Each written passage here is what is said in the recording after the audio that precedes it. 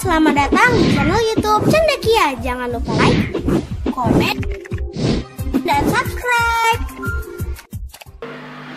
Assalamualaikum warahmatullahi wabarakatuh. Kembali lagi dengan saya Reni dan saya Airin.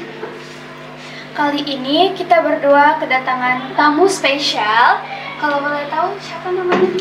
Ya, perkenalkan, nama saya Nur Wahidin Ardiansyah, biasa dipanggil dengan Pak Ardi.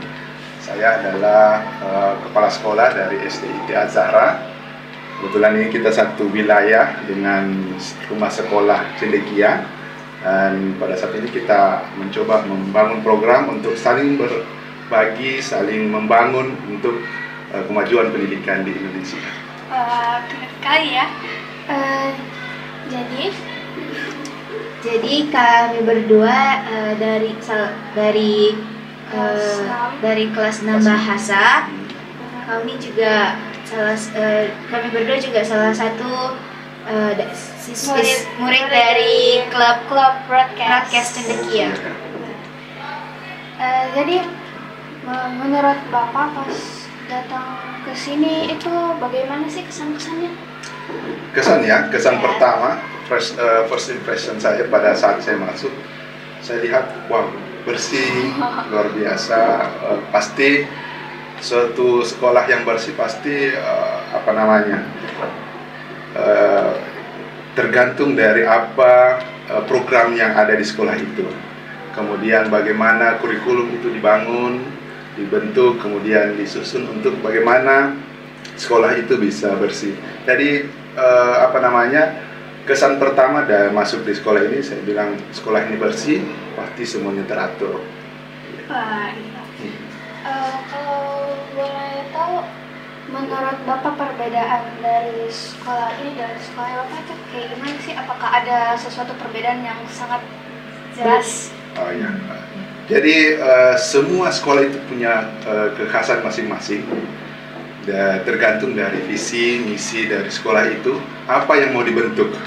Jadi kalau misalkan sekolah ini mungkin karakternya yang akan dibentuk, kalau kita di situ karena kita adalah sekolah Islam, sekolah yang menekankan pada akhlak mulia, kemudian Al-Qur'annya ditekankan, maka semuanya itu kita nafasnya berbasis pada keislaman yang bisa meningkatkan kemampuan baca, tulis Al-Quran, dan hafalannya.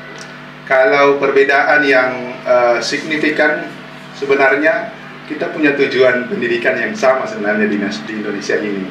Tetapi untuk mengembangkannya itu, kita punya hak masing-masing dari sekolah untuk bagaimana memunculkan karakteristik dari sekolah itu. Jadi kalau yang saya lihat perbedaannya sekolah yang lain dengan sekolah yang di sini, itu di sini semuanya sudah tertata, dan pastinya pimpinan atau leader dari sekolah ini mempunyai visi yang strong, yang kuat untuk membangun sekolah ini, sehingga ini tergambarkan atau tergambarkanlah bahwasanya sekolah ini punya visi yang kuat untuk membangun pendidikan. Pertama, kebersihannya, mannernya bagi anak-anaknya, karena kalau kita lihat masuk di toiletnya ya luar biasa, sudah bersih, otomatis. Dan saya rasa di sini anak-anaknya mungkin dilatih untuk bagaimana toilet training, kemudian dilatih bagaimana caranya membersihkan segala sesuatunya dengan sendirinya tanpa ada bantuan dari cleaning service. Apakah Bapak punya kendala saat lagi memerhatikan atau melihat sekolah ini? Kendala yang saya dapatkan itu yang pertama, mungkin saya karena pertama kali saya masuk di sekolah ini, berarti saya butuh identitas dari sebuah kelas yang jelas. Mungkin sudah ada identitas tetapi belum terlalu nampak ketika kita langsung lewat saja, tapi harus memperhatikan secara detail. Jadi ketika ada orang yang tidak detail masuk di sekolah ini, pasti akan bingung. Oh, saya sudah berada di lantai ini, tapi kelas apa ini? Kelas mana apa? Jadi harus lebih menonjolkan dari setiap kelas-kelasnya penamaannya. Oke, kita misalkan berikan nama kelasnya Umar bin Khattab, tetapi paling tidak lebih ditonjolkan kelas 4 atau apa, karena kan pada umumnya di Indonesia itu kita dibagi kelasnya itu berdasarkan kelas 1 kelas 6. Jadi lebih ditonjolkan itu, kemudian ada namanya lagi gitu. Jangan terlalu menonjolkan dulu namanya, tetapi identitas sekolah dari kelasnya itu kelas berapa tingkatannya maksudnya ya. Nah, itu yang jadi kendala bagi saya untuk mencari kelas apa ya. Menurut Bapak, selain saran yang tadi, saran-saran yang ingin Bapak masukkan untuk rumah sekolah cendekia itu apa aja? Saran ya? Iya. Saran. Saya kira saran itu ya untuk pertama kali saya datang ke sini yang saya bisa lihat itu adalah bagaimana meningkatkan manners dari siswanya, etiknya, karena di mana lagi kalau bukan di sekolah, di mana lagi kalau bukan guru-gurunya memberikan perhatian bagi etiknya anak-anak, karena di negara kita ini, di Indonesia ini pada 10 tahun terakhir ini yang sempat saya perhatikan, etiknya itu kita di sini di Indonesia itu masih menurun daripada yang sebelumnya. Walaupun ada beberapa pandangan-pandangan dari para ahli mengatakan hal yang seperti ini, sopan santun dan segala macamnya itu kan buah hasil dari penjajahan dari dulunya. Tetapi budaya ketimuran kita tidak boleh kita hilangkan. Itu adalah ciri khas bagi kita, di mana orang tua itu perlu dihormati, perlu dianggap bahwasanya ini orang tua. Tidak boleh mengatakan bahwa kita sama, we are human, tetapi tetap ada older sama younger. Kita tetap harus memperhatikan itu, menjaga etik kita, jangan sampai etik di generasi muda kita itu bisa hilang. Gitu. Terima kasih.